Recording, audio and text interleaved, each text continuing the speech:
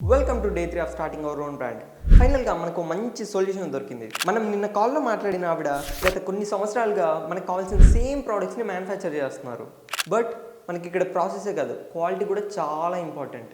మనం ఒక మ్యానుఫ్యాక్చర్ని సెలెక్ట్ చేసుకునేటప్పుడు ప్రోడక్ట్ క్వాలిటీని క్లియర్గా చూసుకోవాలి. కాబట్టి నేనే వెళ్తే అలా ఉంటుంది. యాక్చువల్లీ ఆమె కేరళలోని కొచ్చి సిటీలో ఉంటారు. సో నేను విజయవాడ ఎయిర్పోర్ట్ నుంచి డైరెక్ట్గా కొచ్చి సిటీకి ఫ్లైట్ ఎక్కేశాను. ఇంకా కాసేపట్లో ల్యాండ్ అవుతాను అనగా అప్పుడే మా వాడొచ్చి నిద్ర లేపేస్తాను. ఏంటి నిజం అనుకున్నారా? లేదు, ఆల్రెడీ శాంపుల్ సెండ్ చేయమని చెప్పాను, అవి రావడానికి కొంచెం టైం పడుతుంది.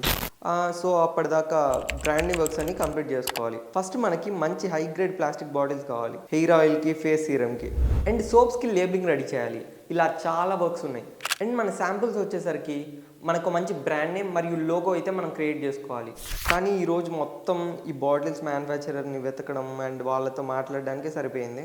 ఇంకా డిజైన్ అయితే కన్ఫర్మ్ అవ్వలేదు. ఓకే, మరి డే 4లో కలుద్దాం. ఏంటి బ్రో, ఫాలో కొట్టచ్చుగా.